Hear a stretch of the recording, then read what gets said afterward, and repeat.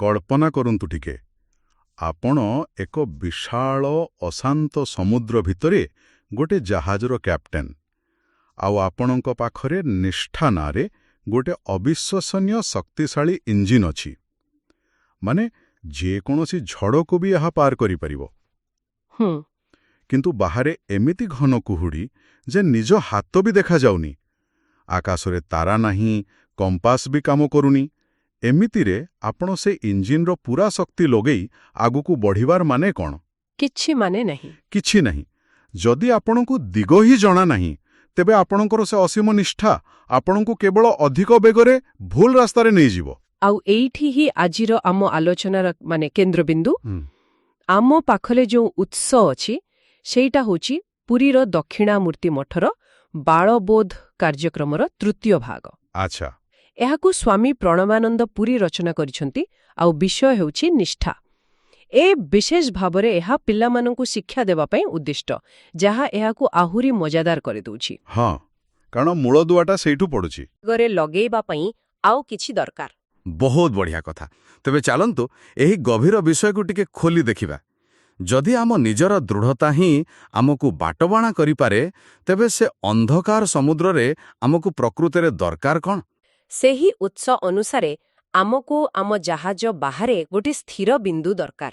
ଏମିତି କିଛି ଯାହା ଝଡ଼ରେ ଦୋହଲୁ ନଥିବ କି କୁହୁଡ଼ିରେ ହଜି ଯାଉନଥିବ। ଆଉ ସେଇଟା କ'ଣ? ଆଉ ସେଇଟା ହେଉଛି ଏକ ବତୀଘର, ଲାଇଟ୍ ହାଉସ୍। ଆଧ୍ୟାତ୍ମିକ ଆଉ ବ୍ୟାବହାରିକ ଜୀବନଯାତ୍ରାରେ ସେଇ ବତୀଘର ହେଉଛନ୍ତି ଗୁରୁ ବା ମାର୍ଗଦର୍ଶକ। ବତୀଘର, ଏହି ଉପମାଟି ବହୁତ ଶକ୍ତିଶାଳୀ।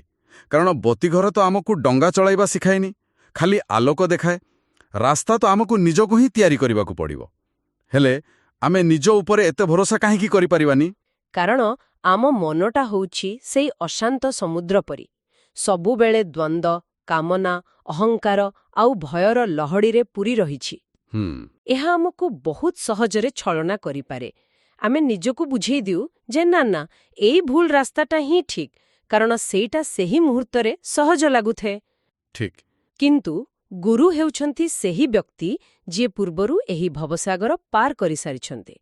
ସେ ଜାଣନ୍ତି କେଉଁଠି ପାଣି ଭିତରେ ପଥର ଲୁଚିଛି ଆଉ କେଉଁଟା ନିରାପଦ ରାସ୍ତା। ତେବେ ଏହାର ଅର୍ଥ ହେଲା, ନିଷ୍ଠାର ପ୍ରକୃତ ପରୀକ୍ଷା ଖାଲି ଆଗକୁ ବଢ଼ିବାର ନୁହେଁ, ବରଂ କାହାର ମାର୍ଗଦର୍ଶନକୁ ଗ୍ରହଣ କରିବାର ନମ୍ରତା ରଖିବାରେ ଅଛି। ଏମିତି କହିବା ଯେ ହଁ, ମୋ ପାଖରେ ଶକ୍ତି ଅଛି କିନ୍ତୁ ମୋ ରାସ୍ତା ଜାଣିନାହିଁ। ଏକଦମ ଠିକ୍। ଏହା କେବଳ ଦୃଢ଼ତା ନୁହେଁ, ଏହା ହେଉଛି ସମର୍ପିତ ଦୃଢ଼ତା। ଆଉ ଭାରତୀୟ ପରମ୍ପରା ଏହି ଗୁରୁତତ୍ତ୍ୱ ଉପରେ ବହୁତ ଗୁରୁତ୍ୱ ଦେଇଛି। ଏହା କୌଣସି ବ୍ୟକ୍ତି ପୂଜା କଥା ନୁହେଁ। ନା, ଏହା ଏକ ଗଭୀର ଦାର୍ଶନିକ ସିଦ୍ଧାନ୍ତ। ଆଉ ମୁଁ ଭାବୁଛି ଏଇଠି ସେହି ପ୍ରସିଦ୍ଧ ଶ୍ଲୋକଟା ମନକୁ ଆସୁଛି, ଯାହା ଆମେ ସମସ୍ତେ ପିଲାଦିନୁ ଶୁଣିଛୁ, ଗୁରୁର୍ ବ୍ରହ୍ମା ଗୁରୁର୍ ବିଷ୍ଣୁ ଗୁରୁର୍ଦେବ ମହେଶ୍ୱରଃ। ଏହାର ପ୍ରକୃତ ଅର୍ଥ କ'ଣ? ଏଇଟା କ'ଣ ଖାଲି ଗୋଟେ ଅତିଶୟୋକ୍ତି? ଆଦୌ ନୁହେଁ। ଏହାର ତାତ୍ପର୍ଯ୍ୟ ବହୁତ ଗଭୀର। ଦେଖନ୍ତୁ, ତ୍ରିଦେବଙ୍କର ତିନୋଟି ମୁଖ୍ୟ କାମ କ'ଣ? ସୃଷ୍ଟି, ସ୍ଥିତି ବା ପାଳନ, ଆଉ ସଂହାର ବା ବିନାଶ। ଏହି ଶ୍ଲୋକ କହୁଛି ଯେ ଜଣେ ପ୍ରକୃତ ଗୁରୁ ଆମ ଭିତରେ ଏ ତିନୋଟି ଯାକ କାମ କରନ୍ତି।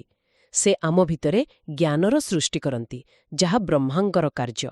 ସେ ଆମ ଉତ୍ସାହ ଆଉ ଜ୍ଞାନକୁ ବଜାୟ ରଖିବାରେ ସାହାଯ୍ୟ କରନ୍ତି, ତାକୁ ପାଳନ କରନ୍ତି, ଯାହା ବିଷ୍ଣୁଙ୍କର କାର୍ଯ୍ୟ। ଆଉ ସବୁଠୁ ଗୁରୁତ୍ୱପୂର୍ଣ୍ଣ ହେଉଛି ସେ ଆମ ଅଜ୍ଞାନ, ଆମର ଭୁଲ ଧାରଣା, ଆମର ଅହଙ୍କାରକୁ ବିନାଶ କରନ୍ତି, ଯାହା ଶିବଙ୍କର କାର୍ଯ୍ୟ।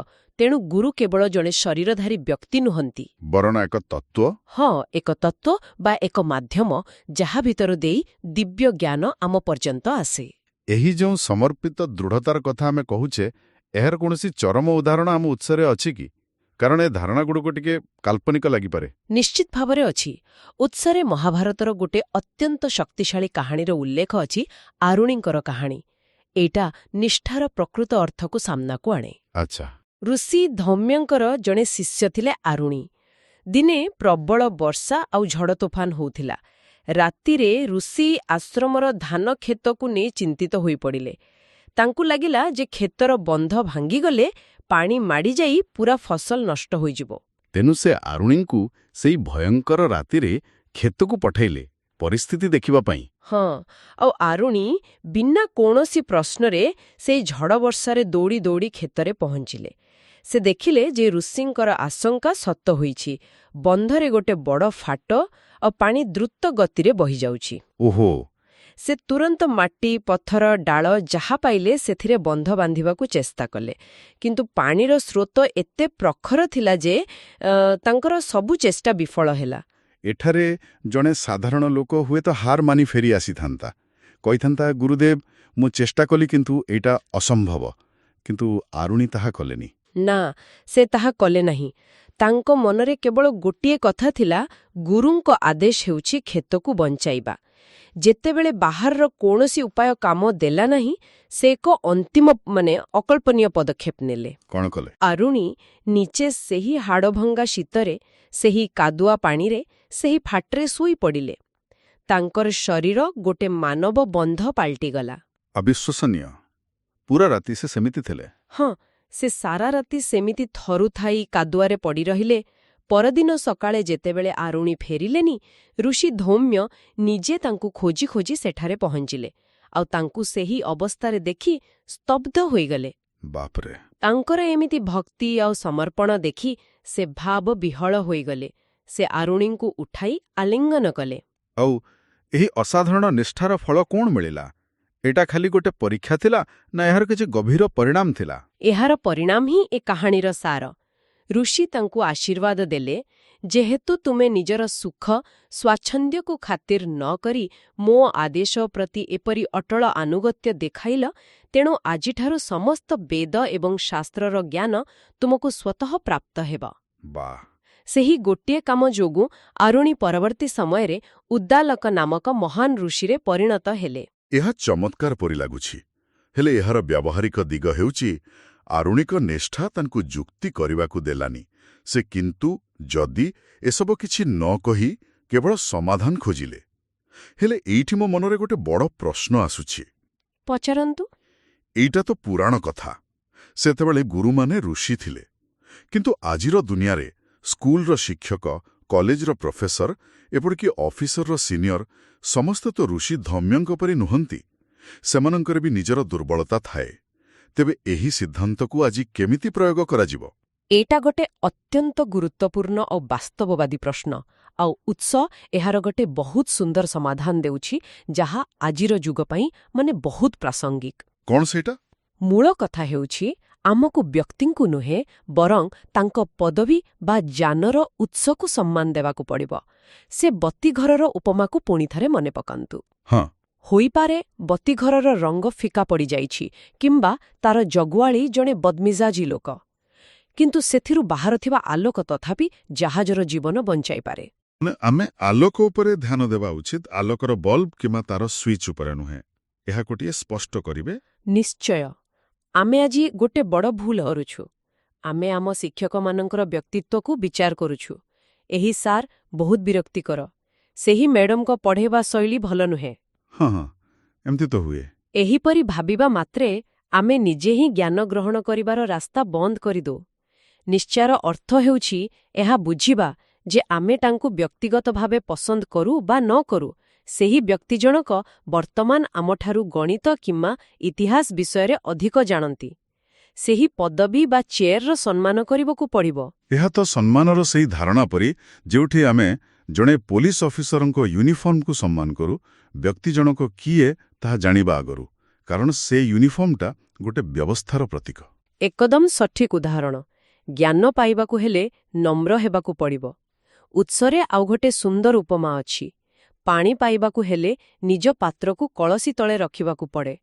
ଯଦି ଆମେ ଅହଙ୍କାରରେ ନିଜ ପାତ୍ରକୁ କଳସି ଉପରେ ରଖିବା, ତେବେ ବୁନ୍ଦାଏ ପାଣି ବି ପଡ଼ିବନି। କିଛି ପଡ଼ିବନି। ଏଠାରେ କଳସିର ଡିଜାଇନ କେମିତି ବା ସେଇଟା କୋଉ ମାଟିରେ ତିଆରି, ସେଇଟା ଗୁରୁତ୍ୱପୂର୍ଣ୍ଣ ନୁହେଁ। ଗୁରୁତ୍ୱପୂର୍ଣ୍ଣ ହେଉଛି ତା ଭିତରେ ଥିବା ପାଣି। ଏହା ଏକ ଶକ୍ତିଶାଳୀ ଦୃଷ୍ଟିକୋଣ। ଠିକ୍ ଅଛି, ଆମେ ଏ ଦାର୍ଶନିକ ଦିଗଟିକୁ ବୁଝିଗଲେ। ହେଲେ ଆମ ଦୈନନ୍ଦିନ ଜୀବନରେ, ବିଶେଷ କରି ଛାତ୍ରଛାତ୍ରୀମାନେ ଏହାକୁ କେମିତି ଅଭ୍ୟାସ କରିବେ? କାରଣ ଏ ମନୋଭାବ ତ ରାତାରାତି ଆସିବନି। ଉତ୍ସରେ ଏହାର କିଛି ପ୍ରାକ୍ଟିକାଲ ଉପାୟ ଦିଆଯାଇଛି କି? ହଁ, ଆଉ ଏଇଟା ହିଁ ଏଇ ଉତ୍ସର ସବୁଠାରୁ ସୁନ୍ଦର ଅଂଶ। ଏଥିରେ ଖାଲି ଦର୍ଶନ ନାହିଁ, ବରଂ 3ଟି ବହୁତ ସରଳ ଆଉ ବ୍ୟାବହାରିକ ପରାମର୍ଶ ଦିଆଯାଇଛି। ପ୍ରଥମଟି ହେଉଛି ଶାରୀରିକ ପ୍ରଣାମ। ମାନେ ଶିକ୍ଷକ ଶ୍ରେଣୀଗୃହକୁ ଆସିଲେ ଛିଡ଼ା ହୋଇ ନମସ୍କାର କରିବା, ଏଟା ତ ଗୋଟେ ପୁରାଣା ପ୍ରଥା। ଏହା ଗୋଟେ ପ୍ରଥା, କିନ୍ତୁ ଏହା ପଛରେ ଗୋଟେ ଗଭୀର ମନୋବିଜ୍ଞାନ ଅଛି। ଆମ ଶରୀର ଆଉ ମନ ପରସ୍ପର ସହ ଜଡ଼ିତ। ଯେତେବେଳେ ଆମେ ଶାରୀରିକ ସ୍ତରରେ ଛିଡ଼ା ହୋଇ ମୁଣ୍ଡ ନୁଆଇଁ ନମସ୍କାର କରୁ, ଏଇଟା ଆମ ମସ୍ତିଷ୍କକୁ ଗୋଟେ ସଂକେତ ଦିଏ ଯେ ଏବେ ଧ୍ୟାନ ଦେବାର ସମୟ। ଆଚ୍ଛା, କେହି ଜଣେ ଗୁରୁତ୍ୱପୂର୍ଣ୍ଣ ବ୍ୟକ୍ତି ଏଠାରେ ଅଛନ୍ତି। ଏ ଛୋଟ ଶାରୀରିକ କ୍ରିୟା ଆମ ଅହଙ୍କାରକୁ ସେହି ମୁହୂର୍ତ୍ତ ପାଇଁ କମ୍ କରିଦିଏ।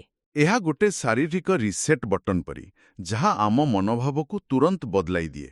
ଏହା ମଜାଦାର। ଆଉ ଦ୍ୱିତୀୟ ଉପାୟଟି କ'ଣ?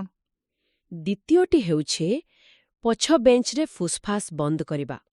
ମାନେ ଶିକ୍ଷକଙ୍କ ପଛରେ ତାଙ୍କୁ ପରିହାସ ନ କରିବା ବା ତାଙ୍କ ବିଷୟରେ ଖରାପ କଥା ନ କହିବା। ଏଇଟା ସାଙ୍ଗମାନଙ୍କ ସହ ମଜା ଲାଗିପାରେ, କିନ୍ତୁ ଏହାଦ୍ୱାରା ଆମେ ନିଜର ହିଁ ସବୁଠାରୁ ବେଶୀ କ୍ଷତି କରୁ। କେମିତି? କାରଣ ଆମେ ଯେଉଁ ବ୍ୟକ୍ତିଙ୍କୁ ମନେ ମନେ ଅସମ୍ମାନ କରୁ ବା ପରିହାସ କରୁ, ଆମ ମନ ତାଙ୍କଠାରୁ କିଛି ଗ୍ରହଣ କରିବା ପାଇଁ ନିଜକୁ ସମ୍ପୂର୍ଣ୍ଣ ବନ୍ଦ କରିଦିଏ। ଠିକ୍। ଆମେ କ୍ଲାସରେ ବସିଥିଲେ ବି ଆମ ମନ କେବଳ ତାଙ୍କର ଦୋଷ ଖୋଜୁଥିବ, ତାଙ୍କ କଥାରେ ଥିବା ଜ୍ଞାନକୁ ନୁହେଁ। ତେଣୁ ନିଷ୍ଠାର ଗୋଟେ ଅଂଶ ହେଉଛି ଏ ଶପଥ ନେବା ଯେ ମୁଁ ମୋର କୌଣସି ଜ୍ଞାନର ଉତ୍ସକୁ ଅପମାନିତ କରିବି ନାହିଁ। ଏହା ସତ। ଆପଣ ଯାହାକୁ ମାନସିକ ସ୍ତରରେ ଥଟ୍ଟା କରୁଛନ୍ତି, ତାଙ୍କଠାରୁ କିଛି ଶିଖିବା ପ୍ରାୟ ଅସମ୍ଭବ। ଆପଣ ନିଜେ ହିଁ ନିଜ ପାଇଁ ଗୋଟେ କାନ୍ଥ ତିଆରି କରିଦେଉଛନ୍ତି। ବହୁତ ଗଭୀର କଥା। ଆଉ ତୃତୀୟ ଉପାୟ? ତୃତୀୟଟି ହେଉଛି ମାନସିକ କୃତଜ୍ଞତା। ଏହା ଏକ ଛୋଟ କିନ୍ତୁ ଅତ୍ୟନ୍ତ ଶକ୍ତିଶାଳୀ ଅଭ୍ୟାସ। ଯେକୌଣସି ବିଷୟର ହୋମୱାର୍କ ବା କାମ ଆରମ୍ଭ କରିବା ପୂର୍ବରୁ ମାତ୍ର 2 ସେକେଣ୍ଡ ପାଇଁ ଆଖି ବନ୍ଦ କରି ସେହି ଶିକ୍ଷକଙ୍କୁ ମାନସିକ ସ୍ତରରେ ଧନ୍ୟବାଦ ଦେବା। ଏହି ଛୋଟ କାମଟି କିପରି ସାହାଯ୍ୟ କରିବ? ଏହି କୃତଜ୍ଞତାର ଭାବ ଆମ ମନୋଭାବକୁ ବଦଳାଇ ଦିଏ। ମୋତେ ଏହି କାମ କରିବାକୁ ପଡ଼ୁଛି, ଏ ଭାବନା ବଦଳରେ ମୋତେ ଏହା ଶିଖିବାର ସୁଯୋଗ ମିଳିଛି, ଏ ଭାବନା ଆସେ। ଏଇଟା ଆମକୁ ସେହି ବତିଘର ସହିତ ପୁନର୍ବାର ଯୋଡ଼ିଥାଏ। ତେବେ ଆଜିର ଆଲୋଚନାରୁ ଏହା ସ୍ପଷ୍ଟ ଯେ ନିଷ୍ଠା ହେଉଛି ଗାଡ଼ିର ଇଞ୍ଜିନ୍, କିନ୍ତୁ ମାର୍ଗଦର୍ଶନ ହେଉଛି ଷ୍ଟେରିଂ ହ୍ୱିଲ୍। ଖାଲି ଇଞ୍ଜିନ୍ ଥିଲେ ଦୁର୍ଘଟଣା ହିଁ ହେବ। ଦୁଇଟାର ମିଶ୍ରଣରେ ହିଁ ଯାତ୍ରା ସଫଳ ହୁଏ। ନିଶ୍ଚିତ ଭାବରେ। ଆମେ ଅନେକଗୁଡ଼ିଏ ମୁଖ୍ୟ ବିନ୍ଦୁ ପାଇଲେ। ପ୍ରଥମତଃ, ବିନା ମାର୍ଗଦର୍ଶନରେ ନିଷ୍ଠା ବିପଜ୍ଜନକ। ଦ୍ୱିତୀୟତଃ, ଆମକୁ ବ୍ୟକ୍ତିଙ୍କୁ ନୁହେଁ ବରଂ ଜ୍ଞାନର ପଦବୀକୁ ସମ୍ମାନ ଦେବାକୁ ପଡ଼ିବ। ହଁ, ଆଉ ତୃତୀୟତଃ, ଛୋଟ ଛୋଟ ଶାରୀରିକ ଓ ମାନସିକ ଅଭ୍ୟାସ ଦ୍ୱାରା ଆମେ ନିଜକୁ ଜ୍ଞାନ ଗ୍ରହଣ କରିବା ପାଇଁ ପ୍ରସ୍ତୁତ କରିପାରିବା। ଠିକ୍। ଉତ୍ସର ମୂଳ ବାର୍ତ୍ତା ହିଁ ଏହା। ମାର୍ଗଦର୍ଶନ ବିହୀନ ନିଷ୍ଠା ହେଉଛି କେବଳ ଜିଦ୍। କିନ୍ତୁ ମାର୍ଗଦର୍ଶନ ସହିତ ନିଷ୍ଠା ଏକ ମହାଶକ୍ତିରେ ପରିଣତ ହୋଇଯାଏ। ଏହା ଜିଦ୍ରୁ ସାଧନାରେ ପରିଣତ ହୁଏ। ବା! ତେଣୁ ଆମ ସମସ୍ତଙ୍କୁ ନିଜ ଜୀବନର ବତିଘରଗୁଡ଼ିକୁ ଚିହ୍ନଟ କରିବା ଦରକାର। ସେ ଆମର ଶିକ୍ଷକ ହୁଅନ୍ତୁ, ବାପା ମା ହୁଅନ୍ତୁ କିମ୍ବା କୌଣସି ପୁସ୍ତକ। ସେମାନଙ୍କ ଆଲୋକ ଉପରେ ବିଶ୍ୱାସ କରି ନିଜ ନିଷ୍ଠାର ଜାହାଜକୁ ଆଗକୁ ବଢ଼ାଇବା ହିଁ ପ୍ରକୃତ ବୁଦ୍ଧିମତା। ଏବଂ ଆମେ ଶ୍ରୋତାମାନଙ୍କୁ ଏକ ଚିନ୍ତା ସହିତ ଛାଡ଼ି ଯାଉଛୁ। ଆଜିର ଆଲୋଚନା ଆମକୁ ନିଜର ବତିଘର ଖୋଜିବାକୁ ଆଉ ତା ଉପରେ ବିଶ୍ୱାସ କରିବାକୁ କହୁଛି। କିନ୍ତୁ ଆଜିର ଡିଜିଟାଲ ଦୁନିଆରେ, ଯେଉଁଠି ଇଣ୍ଟରନେଟ୍, ସୋସିଆଲ ମିଡିଆ, ଇନଫ୍ଲୁଏନ୍ସର ଏମିତି ହଜାର ହଜାର ଆଲୋକ ଚାରିଆଡ଼େ ଦେଖାଯାଉଛି, ସେଠାରେ ଏକ ପ୍ରକୃତ ସ୍ଥିର ବତିଘର ଏବଂ ସମୁଦ୍ରରେ କ୍ଷଣକ ପାଇଁ ଦେଖାଯାଉଥିବା ଅନ୍ୟ ଏକ ଜାହାଜର ଭ୍ରମାତ୍ମକ ଆଲୋକ ଭିତରେ ପାର୍ଥକ୍ୟ କେମିତି ଜଣାପଡ଼ିବ? କେଉଁ ଆଲୋକ ଆମକୁ କୂଳକୁ ନେବ ଆଉ କେଉଁ ଆଲୋକ ଆମକୁ ପଥର ସହ ଧକ୍କା କରାଇବ, ତାହା ଚିହ୍ନିବାର ମାପଦଣ୍ଡ କ'ଣ ହେବା ଉଚିତ? ଏହା ଉପରେ ଟିକେ ବିଚାର କରନ୍ତୁ।